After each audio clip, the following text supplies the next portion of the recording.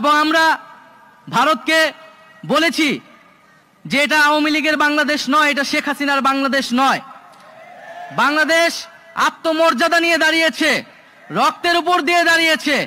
ফলে ন্যায্যতা ও সমতার ভিত্তিতে এই বাংলাদেশের সাথে কথা বলতে হবে এবং সম্পর্ক স্থাপন করতে হবে। ফলে আপনারা এখনো যারা ভারত সরকারে রয়েছেন, ভারতের শাসক গোষ্ঠী রয়েছেন, এই যে সীমান্তে হত্যা হচ্ছে, আপনারা যদি মনে করে থাকেন এই সীমান্তে হত্যা করে বাংলাদেশকে প্রেসার ক্রিয়েট করবেন, তাহলে আপনারা ভুল ভাবছেন। আমরা শেখ হাসিনাকে বলেছিলাম, শেখ হাসিনা যখন আমাদের সংলাপের আহ্বান জানিয়েছিল, বলেছিল গণভবনের দরজা খোলা আছে। আমরা বলেছিলাম আমরা গণভবনে যাব, কিন্তু সংলাপের জন্য নয়, শেখ হাসিনাকে উৎখাত করার জন্য। এবং আমরা উৎখাত করার জন্য গিয়েছিলাম। আজকে সীমান্তকে যদি সুরক্ষা করতে হয়, তাহলে আমরা সীমান্তও কিন্তু ছুটে যাব। তাই আমরা বলতে চাচ্ছি, বাংলাদেশকে নিয়ে যে অপপ্রচার চলছে পুরো পৃথিবীতে, এই অপপ্রচার বন্ধ করুন।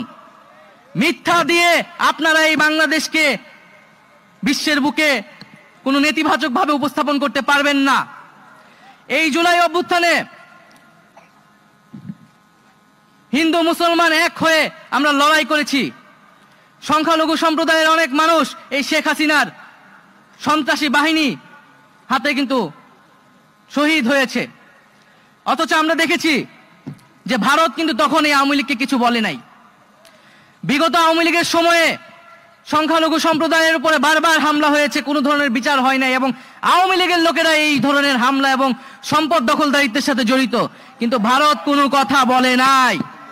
তাই আমার দেশের সংখ্যালঘু সম্প্রদায়কে বুঝতে হবে যে আওয়ামী লীগ ছিল একটা সাম্প্রদায়িক দল, সংখ্যালঘু নির্যাতনকারী দল, এবং ভারত তাকে সবসময় সমর্থন করে গিয়েছিল। ফলে এই দেশ আমাদের, এই মাটি আমাদের, আমাদেরকে একসাথেই এই মাটিতে ঐক্যবদ্ধভাবে কিন্তু বেঁচে থাকতে হবে, লড়াই করতে হবে। কোন শক্তি যাতে আমাদের ভিতরে বিভাজন করতে না পারে সে বিষয়ে আমরা সবসময় সচেতন থাকব। আজকে এই আন্তর্জাতিক মানবাধিকার দিবসে আমি ফিলিস্তিনের মুক্তিকামী জনতার প্রতি সংহতি জানাচ্ছি। যেই জায়নবাদী শক্তি সেই ফিলিস্তিনে মানবাধিকার হরণ করছে, তার বিরুদ্ধে নিন্দা জানাচ্ছি এবং পুরা বিশ্ববাসীকে এই ফিলিস্তিনের মানবাধিকারের পক্ষে দাঁড়ানোর আহ্বান জানাচ্ছি। প্রিয় বন্ধুগণ, আমি কথা বাড়াবো না, একটি কথাই বলে শেষ করব যে রক্তের উপর দিয়ে আমরা এই নতুন বাংলাদেশ পেয়েছি, রক্তের উপর দিয়ে আজকে আমরা এখানে দাঁড়িয়ে কথা বলছি। ফলে এই যে রক্তের যে আমরা প্রতিশ্রুতি, যে সেই বিচার অবশ্যই আমরা করব, এবং সেটার জন্য আমাদের যে জাতীয় ঐক্য, জাতীয় সংহতি, সেটি সবসময় আমাদেরকে রক্ষা করতে হবে। এবং আজকে আমি এখানে এসেছি, সকল নিপীড়িতর সব সুর আজকে এক ঐক্যতানে পরিণত হয়েছে। সবাই কথা বলেছেন, যার যার নিপীড়নের গল্পের কথা বলেছেন, বিচারের কথা বলেছেন। আমি অবশ্যই এই সকল কথা আমাদের সরকারের যিনি প্রধান উপদেষ্টা আছেন তার কাছে পৌঁছে দিব, এবং আমরা নিশ্চিত করব যে আমরা এই সকল নিপীড়ন, সকল গণহত্যা, সকল মানবতাবিরোধী হত্যা, গুম, খুন, সেগুলার বিচার আমরা এই সরকারের থাকা অবস্থায় নিশ্চিত করব। যে স্বাধীন বাংলাদেশে আমরা সকল দল মত আজকে একই মঞ্চে দাঁড়িয়ে কথা বলতে পারছি, এবং আমাদের সাথে হওয়া যে বিগত সময়গুলোতে যে নিপীড়ন ঘটেছে, মানবাধিকার হরণ ঘটেছে, সেই গল্পগুলা আমরা আজকে বলতে পারছি জাতির সামনে।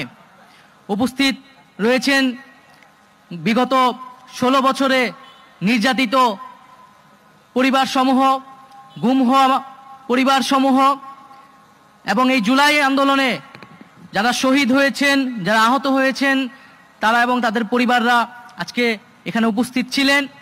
আজকে এখানে উপস্থিত আছেন বিভিন্ন রাজনৈতিক দলের সিনিয়র এবং তরুণ নেতৃবৃন্দ, এবং এই ধরনের একটি আয়োজন করার জন্য আমি মায়ের ডাক সংগঠনটিকে আন্তরিকভাবে ধন্যবাদ এবং কৃতজ্ঞতা জানাচ্ছি। এবং এই যে মায়ের ডাক, অধিকার, এই সংগঠনগুলা আমাদের সাথে সব সময় ছিল। আমরা যখন কথা বলতে পারতাম না, তখন তারাই কিন্তু আমাদের কথাগুলো বলতেন। সকলের আলোচনা করলেন, বক্তব্য দিলেন, এবং আমরা দেখতে পাচ্ছি যে সকলের কথার মধ্যে কিন্তু আমাদের সেই যে মিল আমরা দেখতে পেলাম। কারণ আমরা সকলেই বিগত 16টা বছর ধরে, 15টা বছর ধরে আমরা নিপীড়িত হয়েছি, নির্যাতিত হয়েছি। ফলে মজলুমের কোনো দল হয় না। আজকে সকল মজলুম আমরা এক পাটাতনে দাঁড়িয়েছি এবং আমরা মনে করি এই যে আমরা যারা নিপীড়িত হয়েছি, এই নিপীড়িত পরিবার, নিপীড়িত মানুষগুলো, আমাদেরকে সবসময় ঐক্যবদ্ধ থাকতে হবে। আমাদের দল মত আদর্শ ভিন্ন হতে পারে, রাজনীতি ভিন্ন হতে পারে, কিন্তু এই নিপীড়িত পরিবারগুলোকে, নিপীড়িত মানুষগুলোকে আমাদের এক থাকতে হবে এবং সেই এক থাকার জন্য একটি জাতীয় মঞ্চ আমাদের গঠন করা প্রয়োজন বলে আমি মনে করছি। প্রিয় বন্ধুগণ, সকলের কথা এসেছে যে আমাদের মানবাধিকার হরণ করা হয়েছিল বিগত সময়গুলোতে, গণতন্ত্রকে হত্যা করা হয়েছিল এবং যত দুঃশাসন, লুটপাট, দুর্নীতি হয়েছিল তার তালিকা করলে শেষ হবে না। সকলেই সেই কথা বললেন এবং আমরা জানি কার সাথে এই সকল ঘটনার সাথে কে বা কারা জড়িত ছিল। সেই শেখ হাসিনা এবং আওয়ামী লীগ এবং তাদের যে মুজিববাদী রাজনীতি এবং আদর্শ, যেটা একটা ফ্যাসিস্ট রাজনীতি, সেই রাজনীতির উপর ভিত্তি করে কিন্তু তারা মানবাধিকার হরণ করেছিল। তারা মানবাধিকার হরণকারী দল, মানবতা বিরোধী দল এবং পুরো বিশ্বে আমাদেরকে এটি বারবার বলতে হবে এবং শুধু বাংলাদেশে নয়, পুরো বিশ্বকে এটা বলতে হবে যে আওয়ামী লীগ একটি মানবতা বিরোধী দল এবং এই অপরাধের শাস্তি, সর্বোচ্চ শাস্তি হতে হবে। প্রিয় বন্ধুগণ, আমরা বলেছি যে এই যে যারা গণহত্যা করেছে এবং এই গণহত্যা শুধু এই জুলাই আন্দোলনে নয়, ক্ষমতা শুরু থেকেই এই মানবাধিকার হরণ এবং গণহত্যার সাথে তারা জড়িত। শেখ হাসিনার হাতে রক্তের দাগ সবসময়ই ছিল, যেমনটা ছিল তার বাবার হাতে।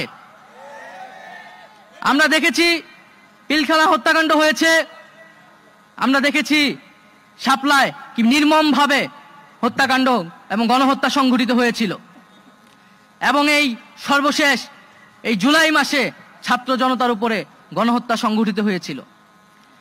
এবং আমরা দেখেছি যে শেখ মুজিব যখন ক্ষমতায় ছিলেন সে একইভাবে বাকশাল কায়েম করে মানবাধিকার এবং গণতন্ত্রকে হরণ করে এবং হত্যা করেছিল। ফলে একটি দল ইতিহাসে যখন দুইবার সুযোগ পেল এবং সুযোগ পাওয়ার সাথে সাথেই তারা বারবার মানবাধিকার হরণ করেছে, গণহত্যা হরণ করেছে, তার রাজনীতি করার বিষয়ে আর কোনো ধরনের দ্বিধা আমাদের কেন থাকবে? আওয়ামী লীগের বিদায় হয়ে গিয়েছে, আওয়ামী লীগকে পুনর্বাসন কারা কারা করবেন বা করতে চান এখন সেইটা হচ্ছে আলোচনার বিষয়। যারা করতে চান জনগণ তাদেরকেও গণশত্রু হিসেবেই চিহ্নিত করবে এই বাংলাদেশে। ফলে সকলের কাছে আহ্বান থাকবে যে আওয়ামী লীগের বিদায় হয়ে গিয়েছে, এখন প্রশ্ন বিচারের মধ্য দিয়ে আমরা সমাজে ন্যায় বিচার কায়েম করব। যারা নিপীড়িত হয়েছে তাদের কাছে আমরা ন্যায় বিচার